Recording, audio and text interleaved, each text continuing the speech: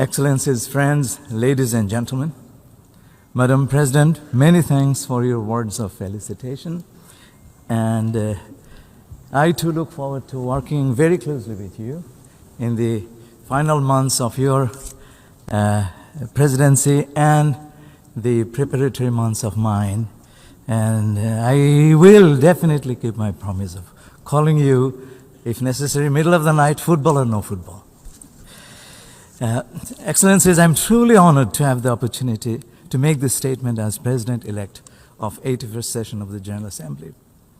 At the outset, I would like to express my deep appreciation to the member states of the United Nations for the trust and confidence they have reposed in me. I accept the position of the President of the 81st session with humility and respect. I would like to thank my Prime Minister, Mr. Tariq Rahman, for nominating me for the position of the President of the UNGA and for supporting our campaign strongly and consistently. I would also like to express my appreciation to my countrymen for their support and my team and many friends around the world for their excellent contribution to our campaign. My family lovingly stood by me ever since my candidature was announced, and the time that we spent on the campaign trail was not easy. So they accepted their suffering with smile. Thank you. Last but not the least, I would like to extend my sincere appreciation to Ambassador Andreas Kakouris of Cyprus. Ambassador Kakouris, you led a very constructive campaign, a model campaign which will be known to our member states for many, many years. I wish you well in your all future endeavors. Excellencies, as our current President has said very well, the 81st session of the Assembly will open at historic crossroads. The UN will commence its ninth decade at a time when trust in our organization is being tested on multiple fronts. Scourges of conflict and war, from which our organization aimed to save our succeeding generations, continue to inflict untold sufferings. Development gains remain fragile and uncertain, and in some cases are regressing. Despite advancements in human rights, we witness a general backsliding of certain rights and freedoms across the world and shrinking humanitarian space. All this is happening at a time when multilateralism has come under increasing pressure and our organization faces financial stress. Taken together, these challenges tend to undermine the public trust and confidence in the ability of our organization to deliver its promises. And this is a challenge that I will confront together with all of you. As I mentioned during the interactive debate, working with all of you, I envision addressing these challenges along 6 pillars of action. First, in advancing the organization's work on peace and security, I will draw inspiration from the work of more than 200,000 peacekeepers from Bangladesh who have contributed actively to international peace and security across the globe, from Cyprus to Sudan. Building on my country's experience, I would uphold the Assembly's moral and political authority and champion a holistic approach to peacekeeping and peace building that prioritizes prevention and political solution, strengthens peace building, and protects civilians. I will support dialogue to make even peacekeeping more fit for purpose and advocate for greater representation of women in peacekeeping. Excellencies, secondly, the 2030 Agenda is a major milestone in the work of the United Nations, but the gap between promise and delivery remains too wide. Ongoing energy insecurity has added a new layer of vulnerability for many countries, especially the Global South.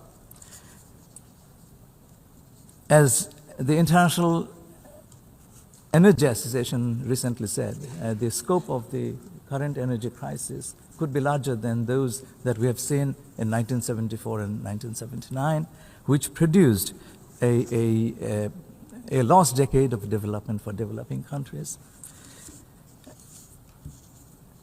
I intend to work closely with member states on how we can prevent another lost decade of development and protect the vulnerable people in developing countries. On the implementation of Agenda 2030, with the SDG Summit 2027 in mind, I will work with you all to accelerate implementation of SDGs that are lagging or regressing. Building on the outcome of FFD4 and the Compromiso de Sevilla, I will encourage member states to address SDG funding gaps, fulfill commitments on debt sustainability, and pursue reform on international financial architecture. I'll be particularly mindful of achieving gender equality and full and meaningful participation of women and girls in all walks of life. I will also be attentive to the implementation of the Doha Program of Action for LDCs, ASWA Program of Action for LLDCs, and the Antigua and Barbuda Agenda for the Seeds. Working with the member states, I will advance UN's cooperation with the African Union, particularly on Agenda 2063. Nearly 3/5 of global poor live in the middle-income countries, and often their problematic is glossed over in international discourse. Following up on a recent UNGA decision, I will convene a meeting to support the needs of middle-income countries during my presidency. Excellency, thirdly, on climate change, I will work with the member states on delivering on existing commitments, support operationalization of loss and damage fund, and protect biodiversity, oceans, and land. Against the backdrop of the ocean decade, I will advance initiatives to promote science-based ocean action and effective partnerships for the conservation of marine ecosystems.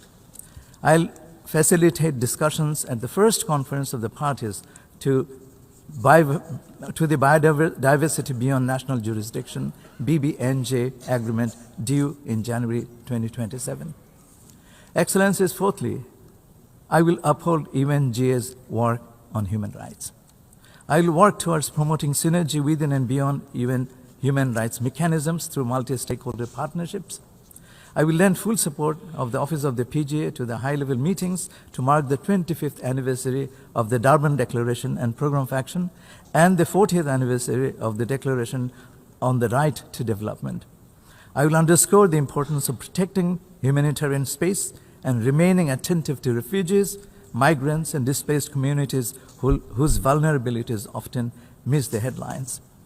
Bangladesh knows this in human terms, as you do, Mr. Secretary General, when you visited the Rohingya camps last year. And as we have been sheltering for years about 1.2 million forcibly displaced Rohingya nationals of Myanmar. I know it personally when I served as my government's high representative on the Rohingya issue. Excellency, fifth, emerging technologies including artificial intelligence, big data, and digital platforms bring immense opportunities, but also, like any new technology, they entail serious risks of inequality, bias, and misuse. The question is not whether we will use these technologies, we will, but how we will govern them wisely and fairly and equitably. Building upon the important work of our current PGA, and I thank you, Madam, for it, I will champion inclusive implementation of the Global Digital Compact. I will work with UN Youth Office to address youth employment with the advent of AI and other emerging technologies. Excellency, finally, we must collectively demonstrate that the UN can adapt, reform, and better deliver, and justify every penny member states, all of you, contribute in order to restore trust in our organization. The 80th anniversary of the UN, marked by the UN 80 initiative, for which I profoundly thank Mr. Secretary General, as well as the Pact for the Future, the Global Digital Compact, and the Declaration on Future Generations, have already charted an ambitious course for renewal of our organization. I will build upon these efforts and work with the member states toward making UNGA an engine of member-driven and member-owned reform. I will organize inclusive consultations to advance the ideas in shifting paradigms united to deliver, and remain invested in enhancing UNGA's coordination and synergy with Security Council, ECOSOC, and Peace Building Commission. Excellencies, as your president, I will dedicate myself to rebuilding trust, nurturing consensus, and opening space for good faith negotiations that will lead to outcomes for all that are owned by all. I will unfailingly uphold the UN Charter and conduct the work of the Presidency in full accordance with the Code of Conduct of the President. And I ask you to hold me to account on this. I'll be President of all of you. I will engage all member states in the course of my work. I will not let my personal views interfere with my work as the PGA. I will seek common ground without ignoring differences. I'll organize my office reflecting geographical, gender, and linguistic balance, something I promised during my interactive debate, and I intend to keep this promise.